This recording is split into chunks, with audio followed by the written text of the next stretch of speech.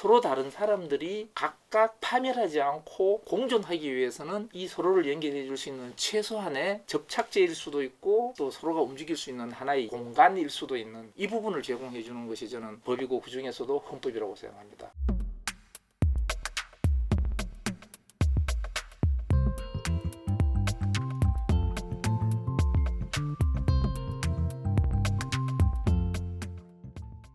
예, 저는 이효원 교수입니다. 그리고 지금 현재 서울대학교 법학전문대학원에서 헌법 그리고 통일법을 가르치고 공부하고 있습니다.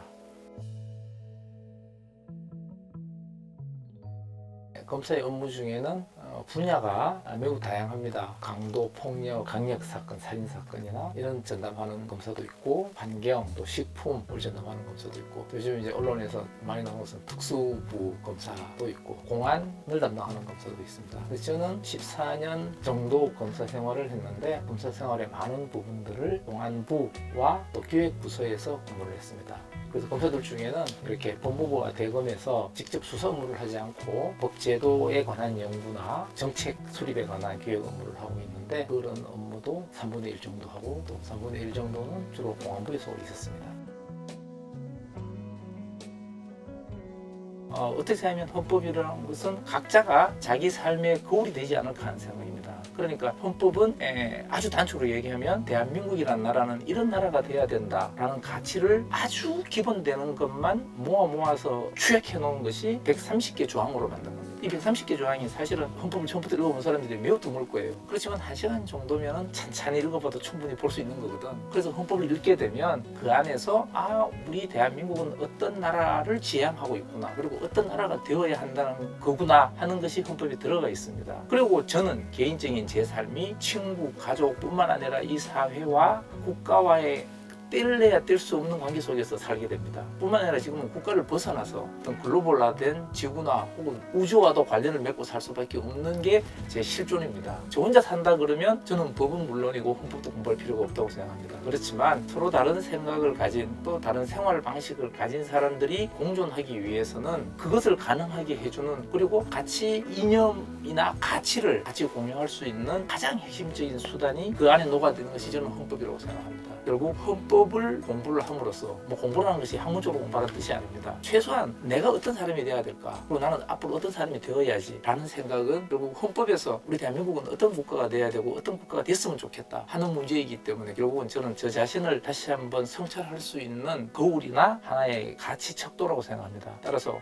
저도 어쩌다가 헌법을 공부하게 되었지만, 저는 학생들한테도 이왕이면 많은 법을 다 공부할 수는 없지만, 그리고 경우에 따라서 법학을 전공하지 아니하는 학생들에게도 최소한 1시간 반 정도 좀 할애해서 헌법을 한번 차분하게 읽어보면 그 속에서 내가 어떻게 살아야 될 것인가 하는 부분을 저는 충분히 찾을 수 있다고 생각하기 때문에 한번 읽어보라고 권하는데 우리 애들도 안 보더라고요.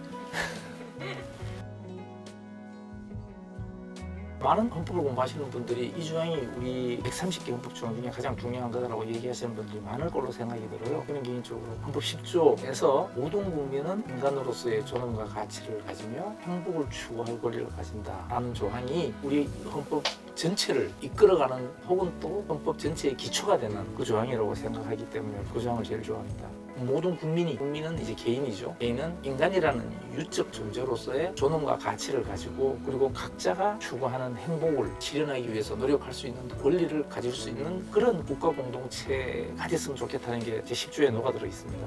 조항 중에서 모든 국민은 인간으로서의 존엄과 가치를 가지며 라는 부분에서 저는 되게 탁 걸려요. 존재론적으로 과연 인간이 존엄하고 가치 있을까? 저는 그렇지 않다고 생각해요. 사실은 과연 인간이 존엄하고 가치로울까? 온통 부조리고 온통 모순덩어리고 온통 비겁하고 그게 실존 아니야? 그런데 헌법에서는 왜 이 표현을 했을까? 그리고 헌법에서 이렇게 인간의 존엄과 가치를 이렇게까지 강조하는 걸 보니 존엄하지 않구나 하는 생각도 사실 가지게 됩니다. 동물이나 식물이 볼 때 그런 다른 유적 존재가 인간을 존엄하다고 평가하면 그리려니 할 수 있을지 모르지만, 인간이 스스로를 존엄과 가치 있는 존재라고 얘기한다는 것에서부터 과연 그럴까?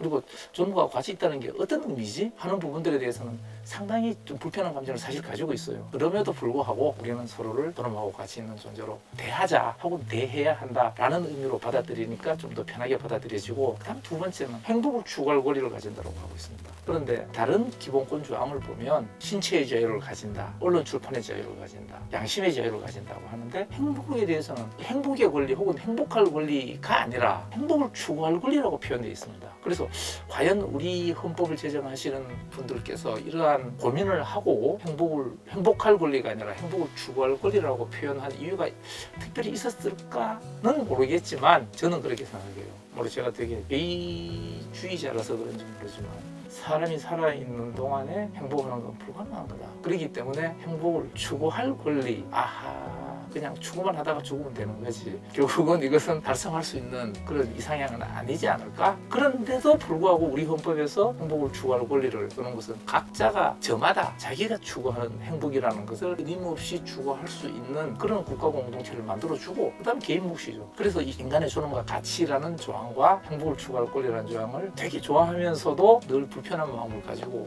공부를 하고 있습니다. 일주일은 그러니까 또 법을 또 얘기를 해야 되는 부분 같은데, 그러니까 시기에 따라서 조금씩 달라지는 것 같아요. 최근 한 3, 4년 동안 제가 저한테 일주일이라고 생각하는 거 약간 어려운 표현일 수도 있겠는데, 물류본말 사유종시라는 단어를 좋아하고 먼저 생각을 하게 됩니다. 그 물류본말, 사물은 있을 유자, 본질과 말단이 있다. 그래서 제가 어떤 일을 대할 때 이렇게 제가 인터뷰하는 것이 내 인생의 본질일까 말단일까? 말단? 오케이, 흔쾌히 포기해도 되고 있어도 되고 없어도 되는 거다. 오케이. 그래서 다른 사람에 대해서 너그러워지기도 하고. 그런데 이게 내 삶에서 본질이다 그러면 이건 절대로 양보할 수 없는 거지. 물론 저는 과연 이 본과 말로 구분하는 이분법적인 사고를 싫어하지만, 저한테는 개인적으로 어떤 일을 대할 때 이 일은 100% 에너지를 쓸까? 이 일은 10%만 에너지 쓰자 등등 내 삶의 방식을 선택할 때 기준이 물류본말이 하나가 있습니다. 그 다음 대꾸가 사유종시입니다. 이 사유종시는 일사자에 이슬 유자에 마칠 종자의 처음 시작입니다. 시점입니다. 그래서 일에는 마침이 있고 시작이 있다는 표현입니다. 이 모든 일에는 흔히들 시작과 끝이 있다고 하잖아요. 근데 제가 이 문구를 좋아하는 이유 중에 하나는 물류 본말이고 사유 시종이 아니라 종시입니다. 그래서 이건 제가 해석한 건데, 종이 본질이구나. 시가 말단이고, 좀 더 나아가면 태어난 게 말단이고 죽는 게 본질이구나. 그래서 잘 죽어야지. 내 삶 전체의 평가는 죽음으로 드러난다. 그래서 잘 죽어야 된다. 근데 잘 죽기 위해서는 잘 살아야지. 그러니까 잘 살기 위해서 잘 죽는 게 아니라 잘 죽기 위해서 잘 살아야지 라는 데까지 이르게 되니까, 결국 제가 개인적으로 공부를 하거나 또 사람들을 만나거나 또 일을 하거나 운동을 하거나 이러고 할 때 약간의 습관적으로 어떤 선택을 해야 되고 결정을 해야 될 때는 가장 먼저 떠올리는 기준 자체가 물류본말 사유종시, 적당히 외우기도 많이 길지도 않고 운율도 있고 해서 물류본말 사유종시 이 단어를 지금 되게 좋아합니다. 개인과 어떤 공동체의 관계에 있어가지고 관점이 이른바 자유주의와 공동체주의로 이제 구분을 많이 합니다. 결국 이 양 극단에서 대부분 취해지는 수렴되는 입장은 자유주의적 공동체주의자냐 혹은 공동체주의적 자유주의자냐의 수렴이 될 수밖에 없습니다. 그죠?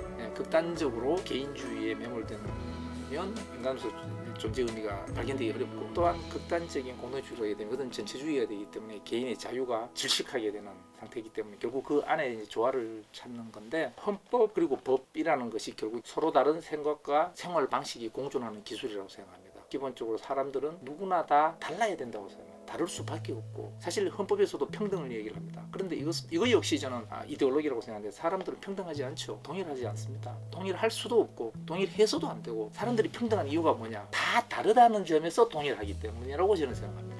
그렇기 때문에 평등한 것이지, 서로 다른 사람들이 각각 파멸하지 않고 공존하기 위해서는 이 서로를 연결해 줄 수 있는 최소한의 접착제일 수도 있고, 또 서로가 움직일 수 있는 하나의 공간일 수도 있는 이 부분을 제공해 주는 것이 저는 법이고, 그 중에서도 헌법이라고 생각합니다. 그리고 이 헌법은 개인의 사적 관계만 규율하는 게 아니라 기본적으로는 국가 공동체라는 공적 영역을 규율하는 것이 본래의 사명입니다. 이 국가라는 것 자체가 결국 사회 혹은 뭐 가정, 개인에까지 다 입체적으로 연결되어 있기 때문에 헌법이 제대로 기능한다는 것은 결국 개개인이 자유롭고 평등하게 자신의 삶을 누려나갈 수 있는 그러한 외적인 조건 혹은 제도적인 시스템을 보장해주는 틀이라고 생각합니다. 그런 의미에서 헌법은 제가 얘기를 해놓고 보니 되게 좋은 법이네요.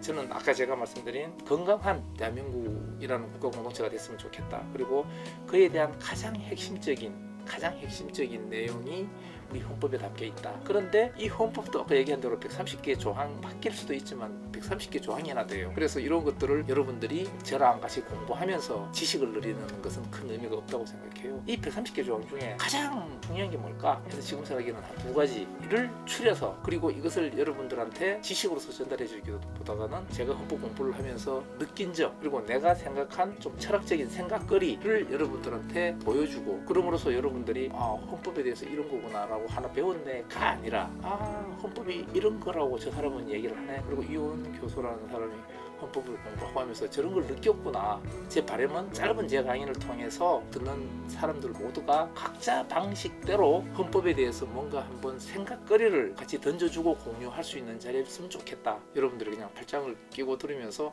저 사람은 저런 생각을 하는구나. 과연 그게 그런가 나도 그렇게 생각하나? 하는 정도의 하나의 생각거리를 공유할 수 있도록 헌법의 핵심적인 가치를 한 두 가지 정도 추려서 제 생각을 얘기할 계획입니다.